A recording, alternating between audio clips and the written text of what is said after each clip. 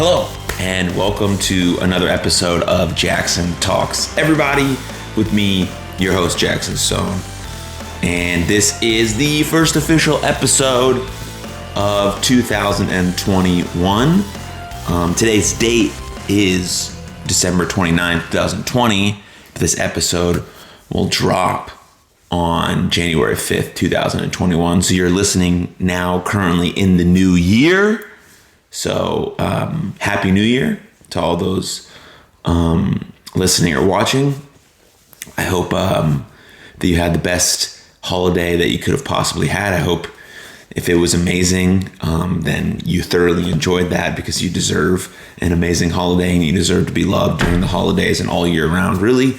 But if the holidays were tough, like they kind of were for me, I send you my love as well, and super glad that you got through it and you're able to push through and make it into 2021, which is an accomplishment in itself.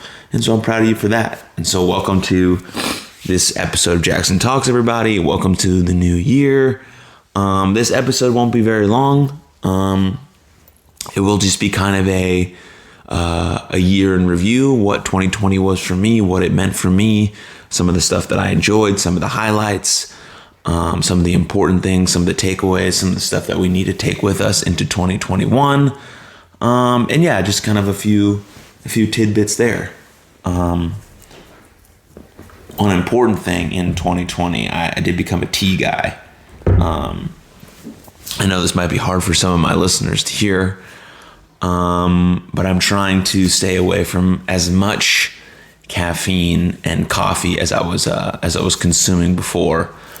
So I had to have some decaf every once in a while. I've switched to some tea. Don't worry, I still love coffee, but I had to get away from consuming that much caffeine on a daily basis. And so, yeah, when I was in the UK, I drank a lot of tea. And now that I've become like a meditator and a yogi, tea just kind of falls in line with that.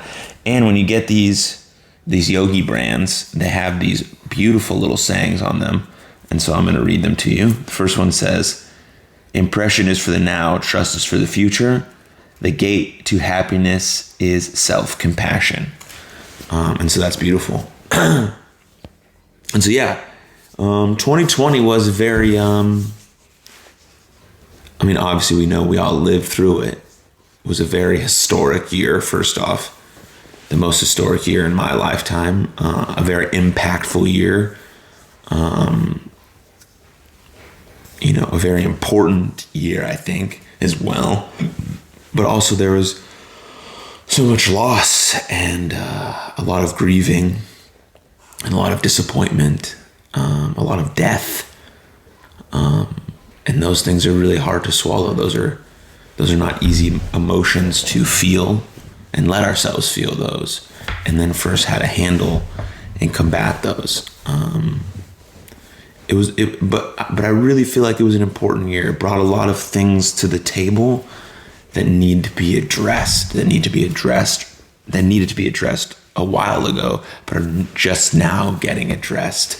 And it takes this sort of pain, this sort of collective trauma, this sort of massive wave of loss and disappointment for us to kind of finally realize that we need to take a step in a different direction, and that starts with empathy and more love and more kindness and more compassion, and things of that nature.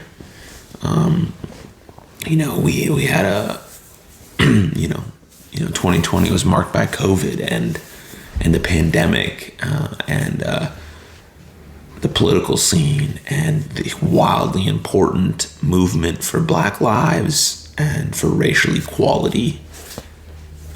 Those things are what I think about when I hear 2021, very important, moving things that we need to keep buttoning up and keep the needle moving going into 2021.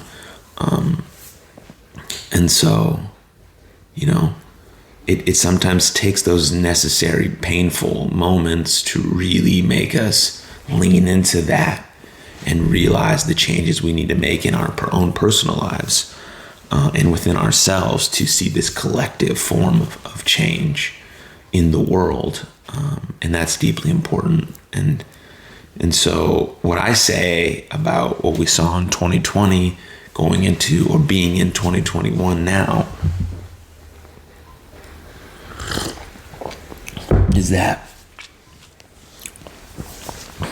a few things. One, I think just because you're not experiencing it or seeing it or witnessing it doesn't mean it's not happening to someone else. That empathy right there allows for such a broader understanding of the human experience. And there's so many different people on this planet experiencing the human deal in such a different way that we have to hold space for all of those. And they're all important and they all hold value. And we have to understand that. And allowing us to understand that allows us to move the needle forward in important conversations, in important dialogue, in understanding each other's languages, and really moving forward as a whole human people to live cohesively and lovingly and proudly with one another on this planet. Because this planet is what we got, and we got to keep it safe, and the people that inhabit it and the plants and the animals that inhabit it are what keeps this beautiful thing moving forward. And we got to show it love. And that's really, so that's number one for me, I think.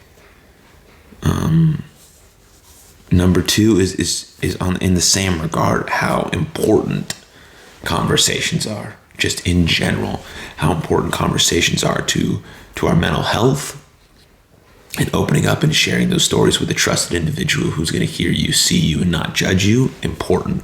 But also conversations in terms of how we're resolving a conflict, because we're not all going to get along. That's not what I'm saying, right? We're not designed for everyone to like us, but there's a difference between liking someone and like asking them to go hang out or go to the movies and just understanding that they're a valued, important human, right? Those two things are fine. I don't have to like you or mesh with your personality or want to go, have a beer with you, but I do understand that you are a human. You have value. You have so much value. You have so much presence. You're beautiful in your own unique way. And I want to hold that, and I want to hold space for that, for your humanity. And so conversations about that, conversations, between people who look differently, conversations between races.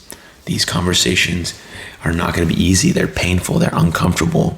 They're difficult. But the more we have, the more we practice that, the more we learn those skills about having these uncomfortable conversations, the more we bridge the gap, and the more we can live in harmony with each other. And that's really what it's about.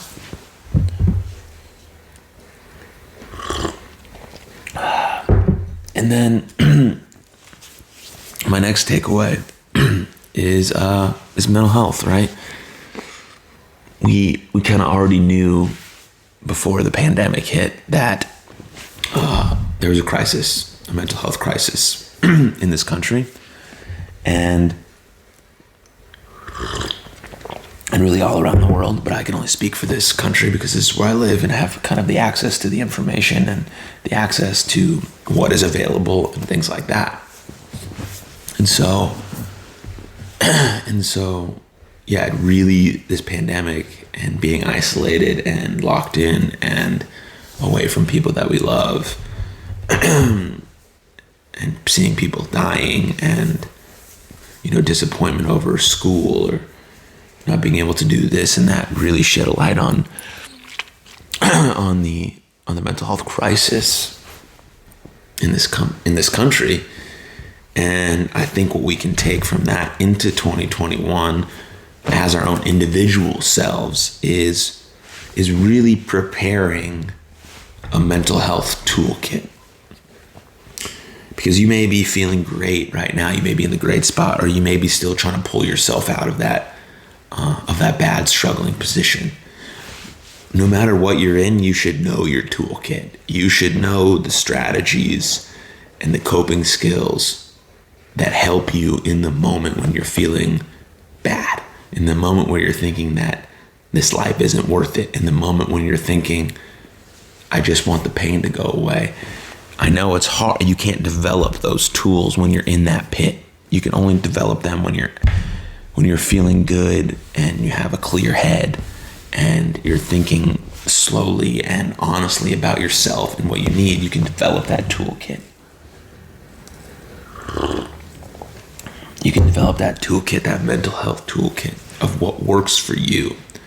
Because it's inevitable, right? We're going to have another bad day. We're going to have another bad week. We're going to have another death. We're going to have another this, another that, where life is just going to smack you in the face. It's going to happen. But if we're already prepared, not saying we're expecting something bad to happen, right? That's not the point. I'm saying we're living our life fully, living every day, right? When we live our life to the fullest every day, bad things happen. And so when they do happen, we have this toolkit in preparation for that.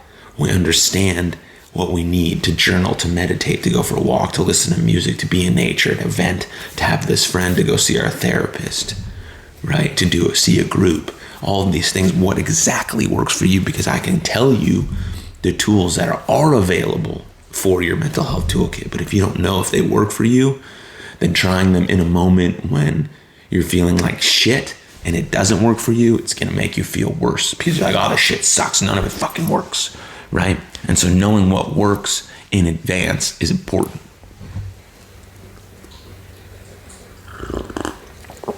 So developing a mental health toolkit, because mental health encompasses, I say this a lot, right? Mental health encompasses everything. It encompasses how we think, feel, and act. It's in our every single day. It's how we handle rejection. It's how we handle failure. It's how we handle success. It's how we handle a breakup, heartbreak. It's how we handle conversations with our friends and family. It's how we handle relationships and falling in love. It's all has to do with our mental health. It all has to do with how we think, feel, and act. And we start making it a priority from day one, then we're able to develop the tools and the skills necessary to cultivate a strong, healthy mental health. And of course, there's more severe forms of mental health conditions that need even more help, treatment, and care.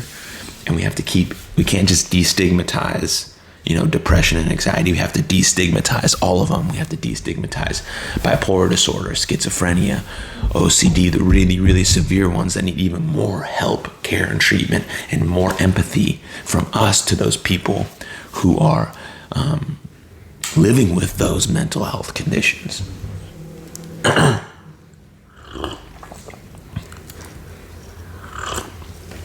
Because obviously there's still a stigma attached around mental health. And so the way we destigmatize it is a few ways, right? We open up about our own mental health. We talk honestly and openly between trusted individuals in our life about how we're feeling, and we share those feelings. And then we seek help for those, whatever we're dealing with. And then on top of that, the only way to really destigmatize that is if help, mental health care and help, is available and accessible to everyone. If I have to make the choice between paying my rent and having a place to live and getting help for my mental health, I'm going to pay for paying a rent because I need a place to live.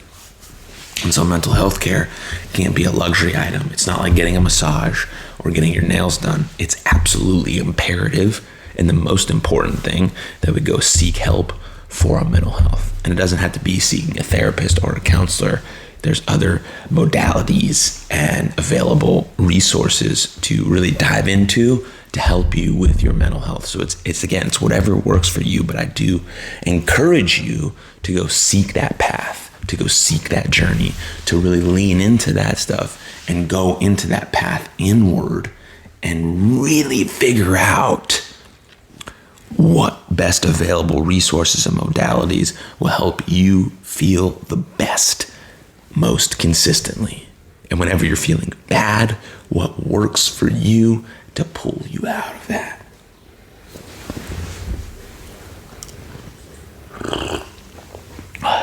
That's the important part.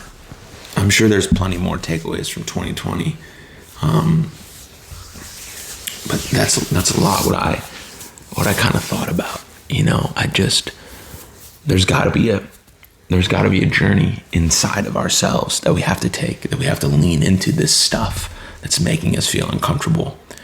We have to decide to be uncomfortable. We have to decide that we're going to let go of this weird sense of comfortability and unhappiness and allow us to be uncomfortable in a journey to becoming more fulfilled and more purposeful and have more meaning in our life. And that's a journey we all have to go on.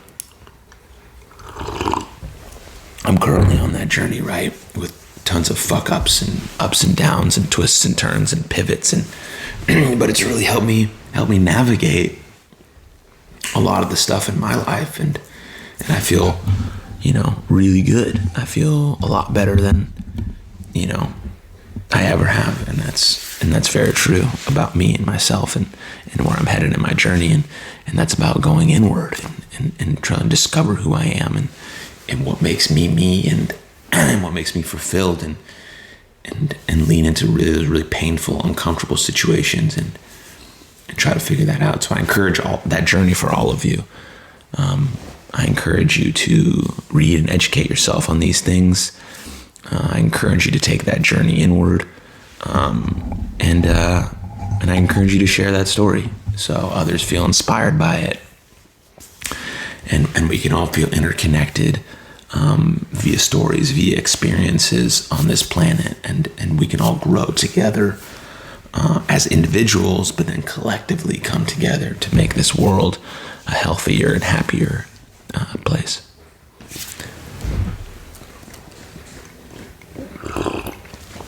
So I kind of want to, so with that though, I'm not just going to talk about all the bad stuff in 2020. Those are just the important takeaways that I think we can take with us. We just need to start organizing our inner life. That's really it. That's the key to everything I just said. Start organizing our inner life so we can be more present, more possible, be more present, more often in our lives, be more connected, be more grounded by organizing our inner life. So that's that. But I also kind of, I want to stop here and I want to say, if you're watching this episode right now, and you made it through 2021 and you think to yourself, what did I accomplish? And you can't really think of what you're proud of or what you accomplished. Well, if you're listening to this episode, that means you survived. So that means you're alive. That means you had the biggest possible, most proudest accomplishment of 2020 is that you made it to the next year. And so I want you to really digest that and really think about that and really be proud of yourself for that and thank yourself for that and figure out a few manageable, realistic expectations for yourself for 2021. And you can do that. It's just a slow chip every day. It's today plus today plus today plus today equals the good outcome. And goals are good, but they got to be realistic goals, manageable goals that we have full control of. So what do you have full control over in 2021 that you want to see yourself do or become? Write that down right now or put it in the comments or DM me about it, and I'd love to hear it.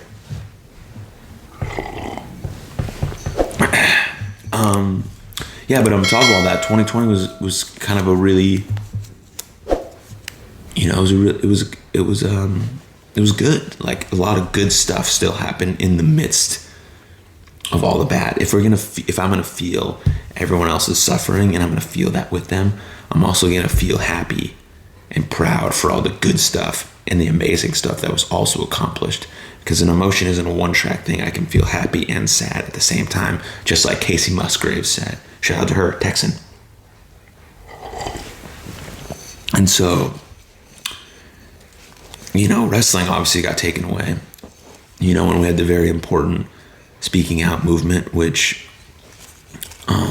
me and the Experienced Wrestling team are are really trying to make those adequate, actionable, powerful, real changes in our industry via independent professional wrestling to keep the environment safe and healthy and happy going forward. It's what we need, it's what we deserve, and that's really all I'm going to say about that. But it's taking it upon ourselves to care about your working environment, to care about the people that you work with and work for, to make the environment and the scene the best it can possibly be. And so if you haven't checked out Experience Wrestling yet, please do. We have amazing stuff planned for 2021. Support groups, relief funds, report lines, fundraisers, all that good stuff. So, yeah. But I wrestled some matches in 2020. I think I was at like maybe 25 matches for the first few months of 2020 before the pandemic hit, and I maybe had 20 matches total since then. So not a lot of matches this year, but check out the Texas Grand Prix on IWTV. That's something I'm proud of from 2020. A lot of Texas talent doing that. So check out the Texas Grand Prix on IWTV. Check out Heavy Metal. Check out New Texas. Check out MPX. Check out VIP Wrestling. A lot of cool stuff happening there. So give them a look, give them a follow, give them a watch. But outside of wrestling is kind of where I really found my purpose and my meaning in 2020. A few things that I'm very proud of that I'd like to share. In 2020, You Are Loved officially became a nonprofit organization. Got my website built for that. Got the social media handles up for that. Officially a nonprofit. We now have 3 at this very moment of this recording. We have 3 official support groups, 2 for professional wrestling and 1 for non-professional. I don't want to say regular people because that's demeaning. They're just fucking sweet ass people who are part of a support group. So I got 3 running support groups with 3 different licensed therapists. So that's really cool. You Are Loved officially hired an intern. His name is Tim. He's from China. He goes to Washington State.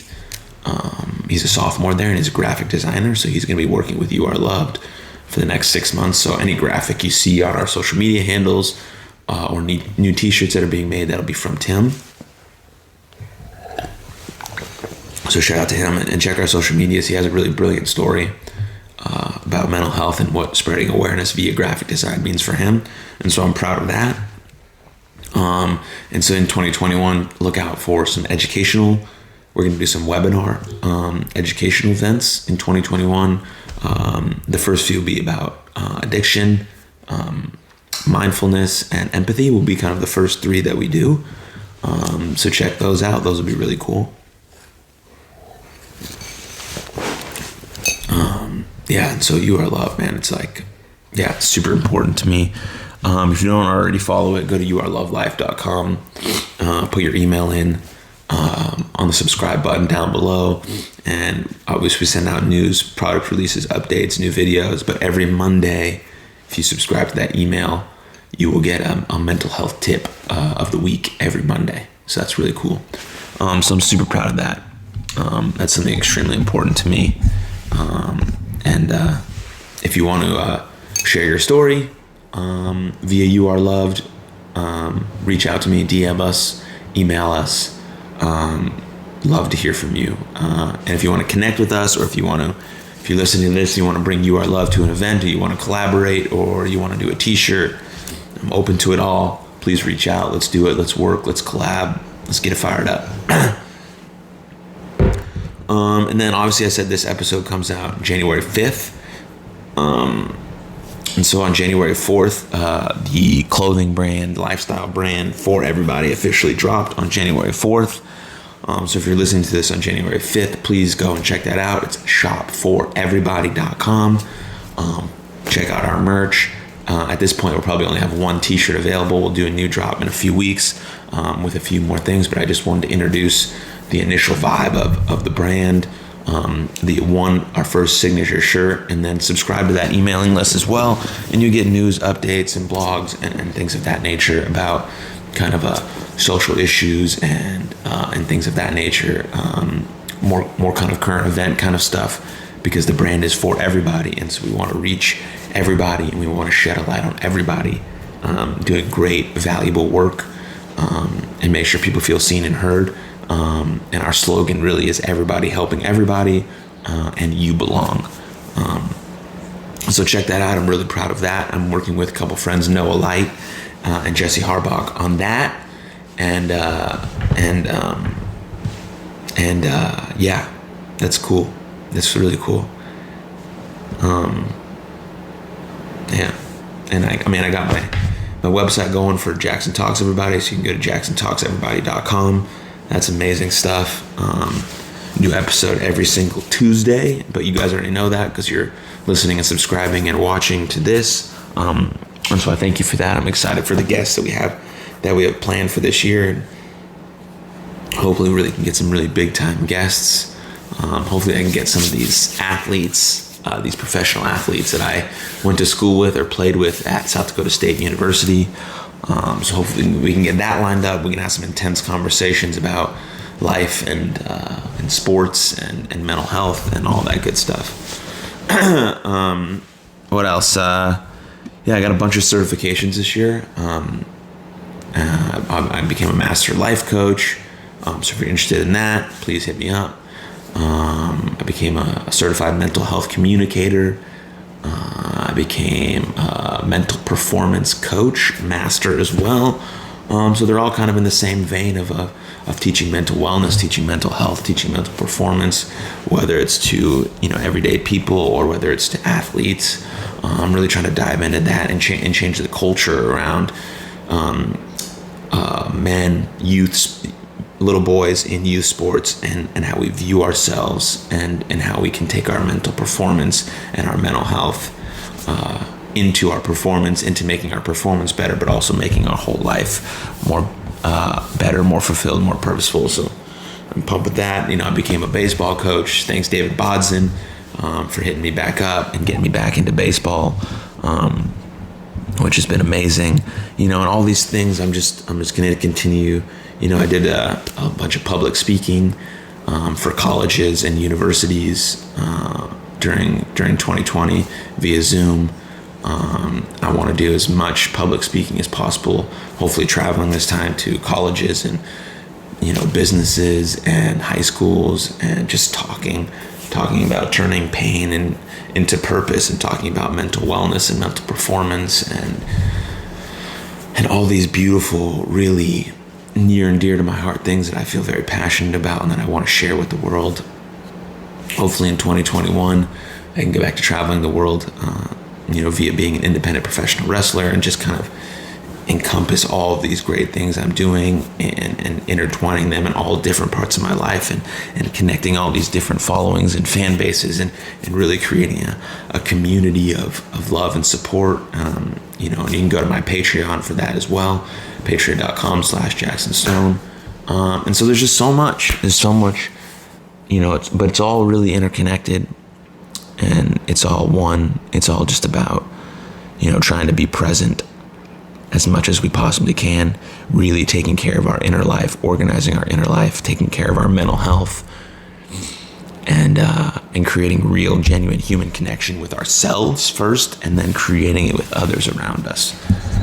That's really what I feel like my main goals and my main purpose and my main mission is with all of the stuff that I'm doing, have done, plan on doing, and trying to accomplish.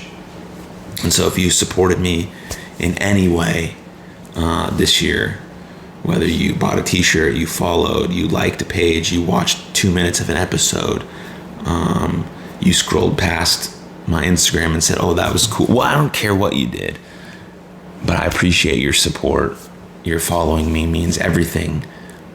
I appreciate you giving the time, your valuable time to me to watch this show, or to check out a tweet, or to subscribe, or to buy a shirt, or to be a part of my Patreon, or whatever it was.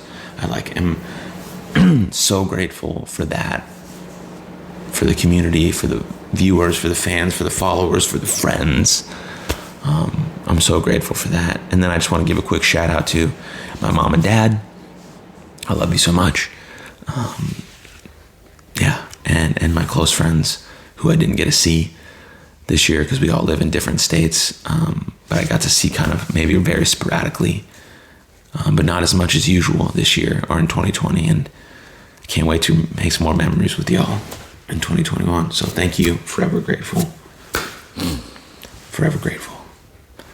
All right. I want to end this episode by giving you a little rundown of just my favorite things that I read, watched, or listened to in 2020. Okay? So my top 3 favorite books of 2020. Number 1 was Breaking the Habit of Being Yourself by Dr. Joe Dispenza. I encourage everyone to go look at that book.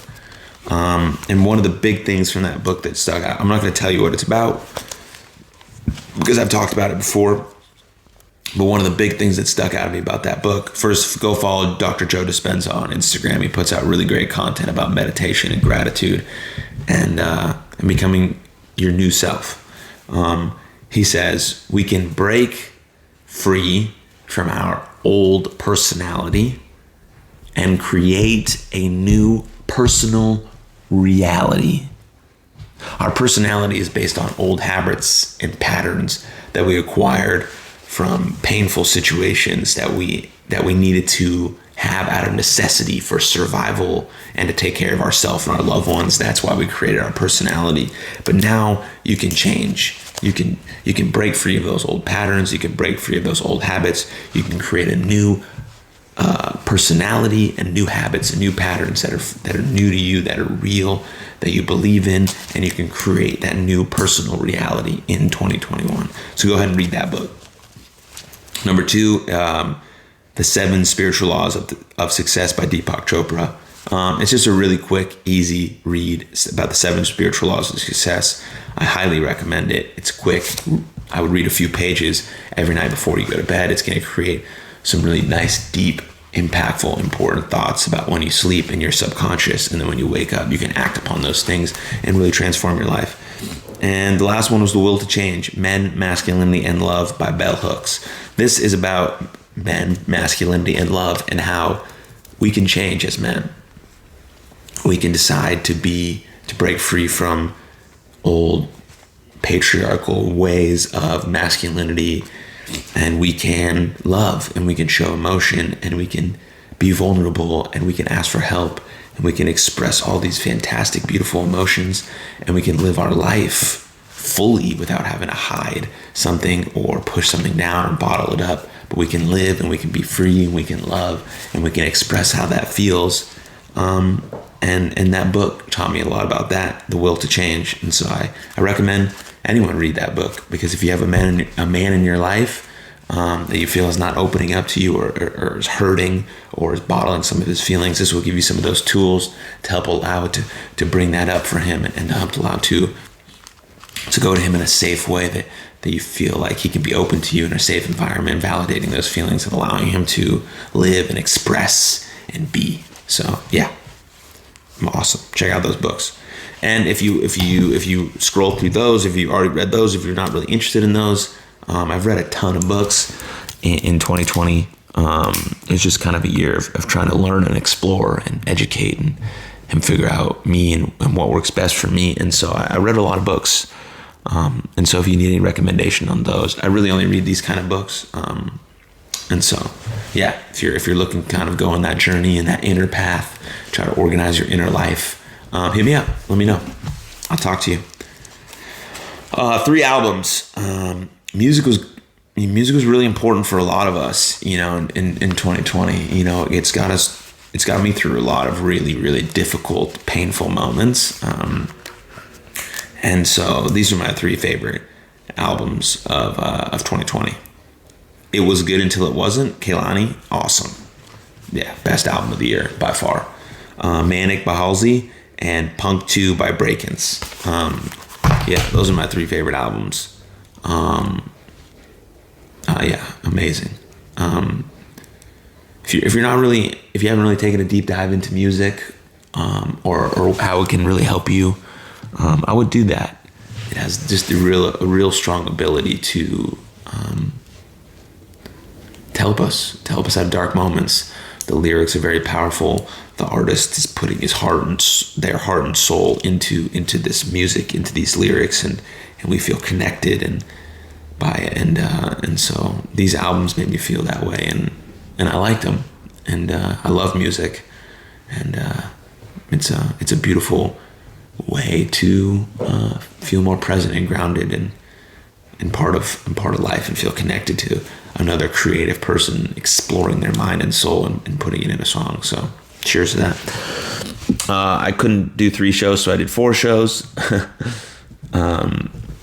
But if you listen to this show, you know my favorite show of 2020 was Ted Lasso. You can find that on Apple. The next 2 shows were on Hulu, which are incredible.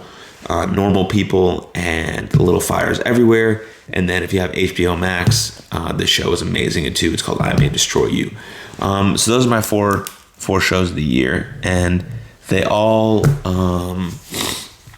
really deeply explore the human experience. And that's been kind of a theme for me in 2020. Well, in 20 was just exploring the human experience and how different it can be and how challenging it can be, but how really resulting we kind of have the same feelings and emotions as everyone. We just go through different experiences to get us there. But there's so much to explore with the human path. There's so much pain and suffering, but also there's so much happiness and love and hope and help and support. And these shows really dive deep into that. And I encourage you to watch them. I encourage you to think about your own life while watching these shows, and how you can organize your own experience to create a fulfilling, purposeful, meaningful journey for yourself. Especially Ted Lasso, I encourage you to explore optimism and how real, true optimism can be the most benefit in our life. Like optimism and gratitude and confidence, these aren't skills you're just born with. These are things that you can cultivate and practice. These are skills. So you're not born with optimism. You can be born a little more optimistic than someone, yes. You can be born a little more grateful than someone, or more confident than someone. But optimism, gratitude, and confidence are skills that you can cultivate. You can become optimistic. You can become grateful. You can become confident. You just have to work on it. Okay? If you're a musician, or if you're an artist, or if you're a wrestler, or if you're an athlete, or if you just started a new job, you were not good at that thing when you first started it, but you found this sense of love for it, you found this sense of purpose behind it. Do the same thing with optimism and gratitude and confidence. It will change your life. You have to cultivate these skills. You have to work on them every day. Try to become these things. And it will just allow you to feel more fulfilled and purposeful and meaningful. So that's really my end statement. Organize your inner life. Look inward, take the journey there, lean into it, lean into that discomfort and that pain, because you're being given a gift to still be alive and to do that and to go in deeper to yourself. And so cultivate those skills of optimism and gratitude and confidence. Organize your inner life. Take care of your mental health. Be the best version of yourself. You know, that the best looks different every day. But as long as you show up, as long as you keep showing up, you know that you're alive and you keep fucking showing up. I'm proud of you. I'm proud of everything that you overcame. I'm proud of everything that you overcame in 2020. Everything. I'm proud of all of it. And you should be proud of yourself too. Thank yourself. Write that down right now. I am thankful that I overcame all that shit. I am proud. I am proud of myself for overcoming all of that shit in 2020. Write that down. Believe it. Feel it. Understand it. And then start digging deeper into yourself, who you want to become, what you want to become, and how you intend to get there. Cultivate the skills you need, the optimism, the confidence, the gratitude. Organize your inner life. Take care of your mental health. Focus on love, focus on empathy, focus on understanding and compassion, and you will get there. So I ask that of you. And I also ask that you take care of each other, that you take care of yourself, you give a shit. And thank you for watching the very first episode of Jaxon Talks, everybody, of 2021. It's going to be a brilliant, amazing, impactful, important year with a lot of change, and a lot of growth, and a lot of evolution, and a lot of progress. And it all starts within ourselves. And so I ask that you start doing that. You start organizing that inner life. And then collectively as a world, we can become a better place. Cheers. Much love.